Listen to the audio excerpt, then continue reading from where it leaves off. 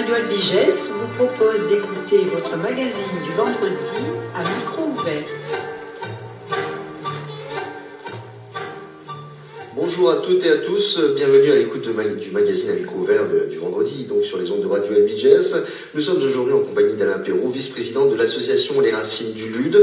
Nous allons le retrouver dans quelques instants. Avant ceci, on va réécouter ce son diffusé dans notre édition d'hier midi pour découvrir déjà un petit peu ce qu'est cette association Les Racines du Lude. Racines du Lude, dites-moi ce que c'est. C'est une association que l'on a créée à la suite de l'abattage sauvage des platanes sur la plage du Lude pour la mise en place donc du fameux carnaval. Oui. Donc l'association a été mise en place pour pouvoir exister juridiquement et pouvoir obtenir des rendez-vous afin d'obtenir aussi une replantation de ces arbres-là. Et alors, est-ce que c'est pas prévu, la replantation? Ce n'est absolument pas prévu. On a vu le parking. Voilà, le parking, au contraire, a été bien matérialisé par 3 fois quand même. Oui. Donc on a payé 3 fois une matérialisation qui avait été mal faite, à savoir que les trottoirs ne sont toujours pas, par contre, dans un état de rénovation, alors que nous avons une résidence de personnes âgées. Et par contre, nous avons vu arriver 8 bacs avec 8 arbustes à l'intérieur qui prennent plus de place que les arbres et qui sont même géniaux pour se garer. Et qu'on ne mettra pas en terre, en pleine terre. Et qu'on ne mettra pas en pleine terre. Et alors, vous avez bon espoir, non? Avec cette municipalité-là, absolument pas. Plus aucun espoir. Mon seul espoir est que ce coup-ci, quand on va recevoir le carnaval, et donc les métiers, je souhaite qu'il y ait des toilettes parce que vivre ce que nous vivons pendant 3 semaines, toute une population, voilà, dans de la saleté, oui. C'est vraiment à revoir. Ah oui. Donc là, Voilà, donc nous étions là en compagnie de Christine Favre, la présidente de l'association Les Racines du Lude. Là, maintenant, nous revenons en studio en compagnie du vice-président de l'association, Alain Perrault. Bonjour, bonsoir. Bonjour. Oui, nous sommes à la date anniversaire de l'abattage des arbres sur la place, l'abattage sauvage des arbres sur la place du Lude. Bon, il faut savoir que cette place avait des platanes pas du tout malades, centenaires, qui marquaient vraiment l'entrée principale désormais de la ville, puisqu'il y a eu un aménagement sur la voie rapide qui permet l'accès centre-ville par cette zone-là. Cet espace, nous on rêvait qu'on valorise au maximum ces arbres pour faire une sorte de remblasse à la ligeoise, un espace qui aurait pu être un peu verdoyant, et puis subitement l'an dernier, les tronçonneuses sont arrivées sous la protection de la police municipale. Un vendredi soir, il y a eu un arrêté municipal qui a été mis annonçant l'abattage lundi. Bon, on n'était pas très contents. Pourquoi? Parce que on est quand même ici dans le sud. Les arbres, ils ont une fonction de préservation de la chaleur. L'été à Albi, il fait une chaleur épouvantable. Et donc, ces arbres venaient faire un peu d'ombre sur les façades, de l'ombre pour les gens qui étaient au parking. Et on pensait que cela serait valorisé. Il faut savoir quand même, pour la petite histoire, il y a d'ailleurs eu un petit film sur YouTube, que pendant la guerre 39-45, les armées allemandes, poussées par les résistants et par l'armée de libération, sont arrivées sur le boulevard Louis, tentant d'échapper, encerclées, pilonnées par l'aviation anglaise, et on dispose de photos. Donc, comme on pouvait le lire sur YouTube, au fond, cet abattage des arbres a fait plus de dégâts sur la place du Lude que les armées allemandes et les armées anglaises réunies. C'était peut-être un peu fort, mais ça traduit bien la réalité. Bon, alors, pourquoi cet abattage? Très simplement pour installer les forains qui ont dû être déplacés du grand théâtre en cours de construction. Alors, il faut savoir que quand même, là, il y a eu une densification de l'habitat dans cette zone-là, puisqu'il y a eu la création de la résidence Lude, avec plus de 50 logements. Il y a désormais le centre de formation des personnels territoriaux, c'est un lieu extrêmement fréquenté.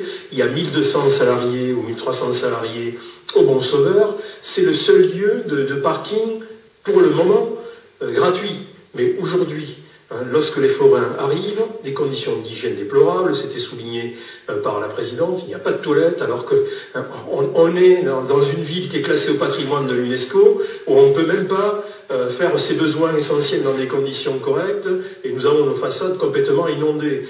Donc, aujourd'hui, les forains rejettent leurs eaux usées dans les caniveaux, les conditions d'hygiène pendant cette période de 1 mois où ils sont là, avec les installations comprises, sont déplorables.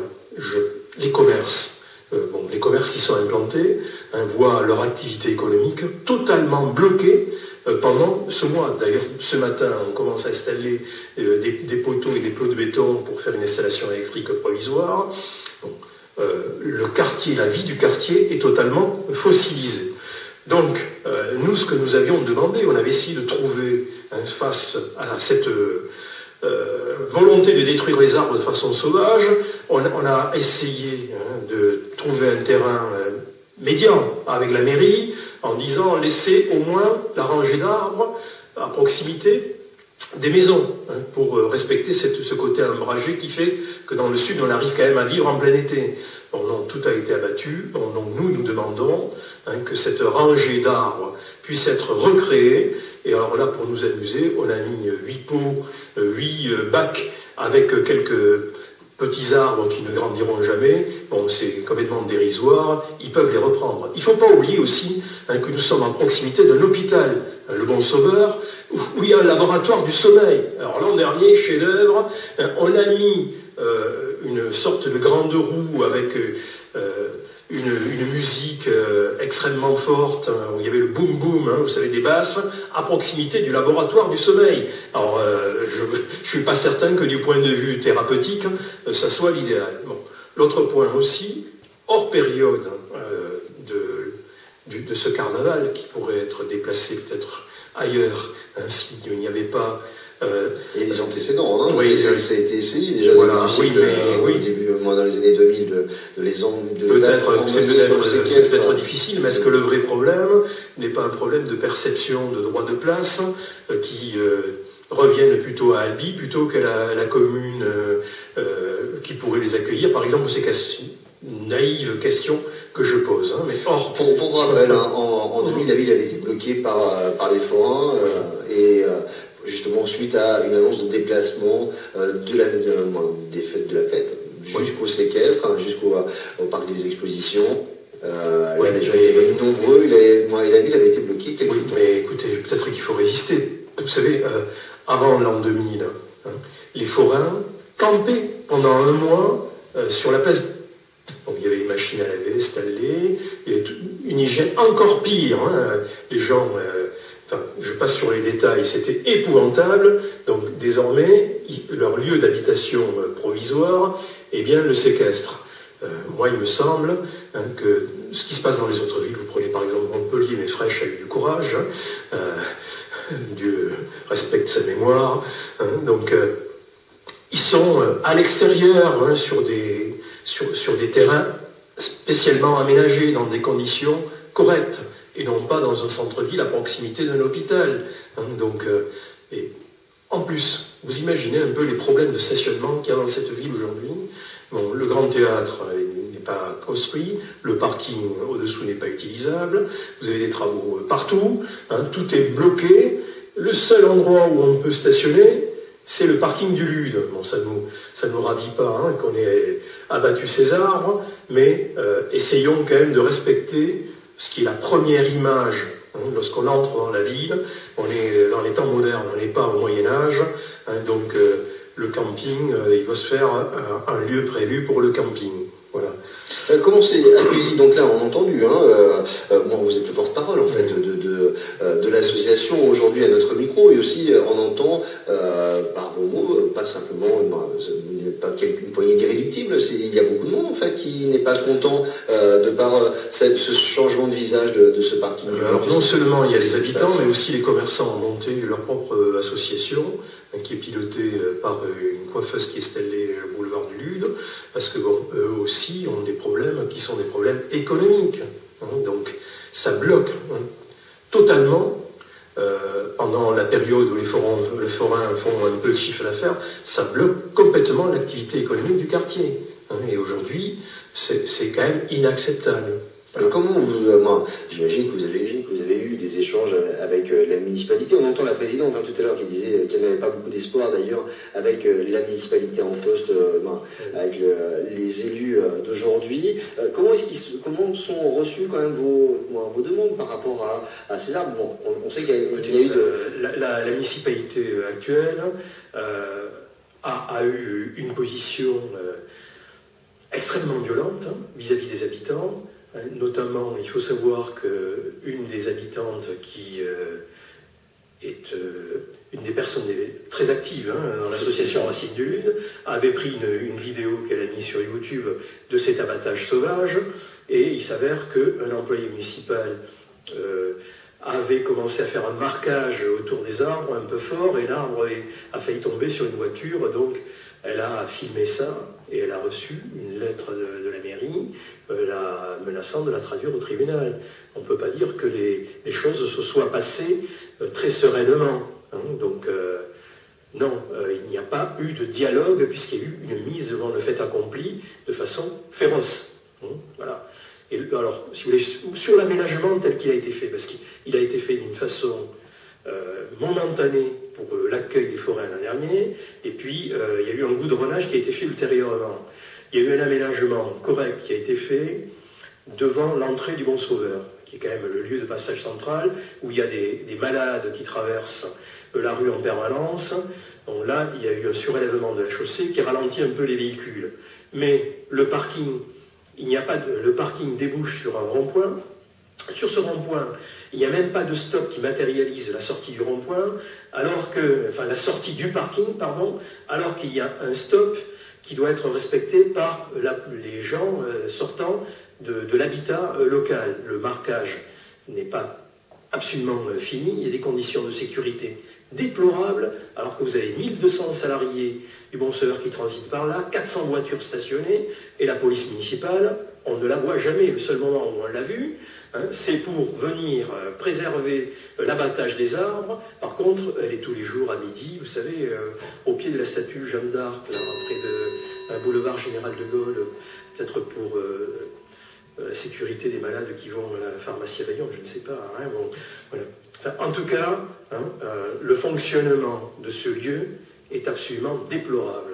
Aujourd'hui, on est en train d'installer des pylônes et des plots de béton au milieu des voitures. Il n'y a même plus le passage au milieu des piétons qui doivent emprunter des trottoirs complètement défoncés. Alors on nous annonce la réfection des trottoirs et la mise en place de stationnement zone bleue 15 minutes.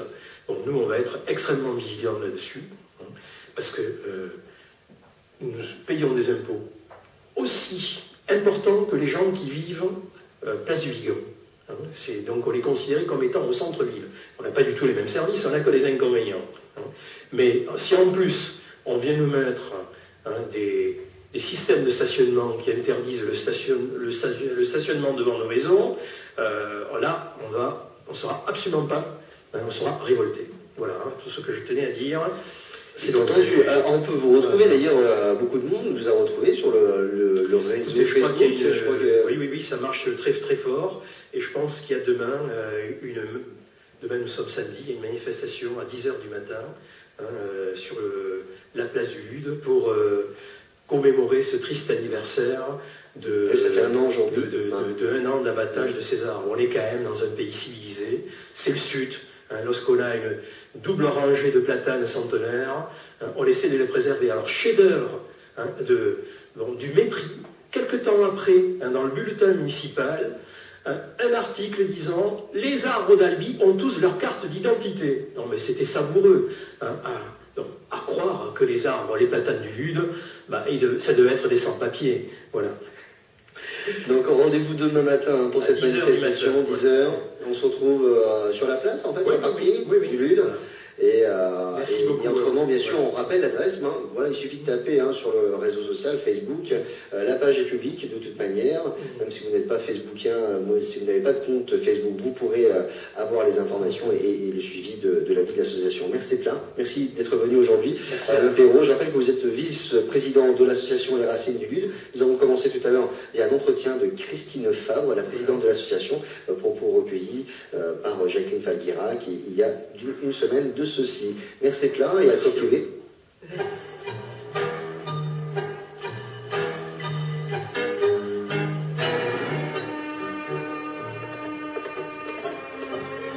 Vous venez d'écouter votre magazine du vendredi à micro ouvert sur Radio Albigès.